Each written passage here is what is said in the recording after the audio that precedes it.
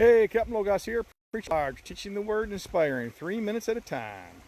Hey, 1 Chronicles 21, talking about David again. Remember we said that this dude was either all in for God or all out for God. That dude was all into sin, or he was all, after the man after God's own heart. And he continues to keep doing this stuff. And so here's a story where David decides to number the people. And then the prophet comes to him and says, hey, God says here's going to be 3 things. All 3 things were terrible. Lots of people died, right? And then David called out to God, and God ceased the killing, right? And then he builds an altar. He made sacrifices. This is the spot where David bought the threshing floor, but he wouldn't buy it because it didn't cost him anything, right?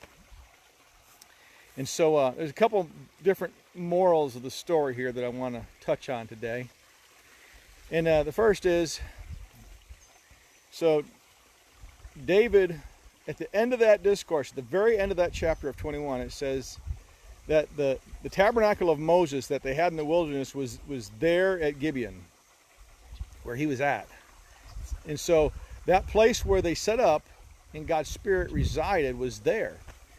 But it said David was afraid to go in and inquire of the Lord. So back then, anytime he was go to battle, anytime he'd have a major issue, he would inquire of the Lord, and he'd wait for the Lord's answer. Do I go up and wage war? Do I do this? Do I do that? But he was afraid to go before the Lord because he saw the angel that had came to bring the pestilence upon the people, right? Because of David's sin in numbering the people. Now, why was that such a big sin? Because back then, they were relying on God. It didn't matter if you had 3 people, 30 people, 3,000 people, 300,000, or 3 million people. You relied on God. And even if the battles were way outnumbered against you, you relied on God. And so numbering the people made you trust in your own strength. If you knew how many people you had, then you begin to think, well, I know God said to do this, but we're outnumbered 3 to 1. That's why it was such a big issue, because they weren't trusting in God. So this is a big sin. And so at the end of it, David makes it right, stops the angel, but now he's afraid to go to the Lord, and he's afraid to go to the Lord because of his sin. Right? So the 2 things I want to bring out today are, first of all, when you're in sin, it separates you from God.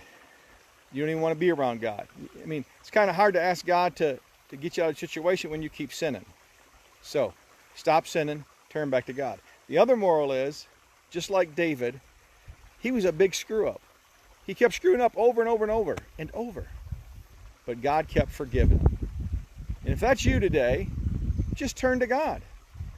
Now, I'm going to tell you something here that a lot of people won't tell you. Yeah, you got to turn to God, but then you got to turn from your sin. David always turned from the sin, right? He turned from whatever he was doing, and he turned to God. So, turn to God today and turn from your sin. Now, look at your face in the Bible.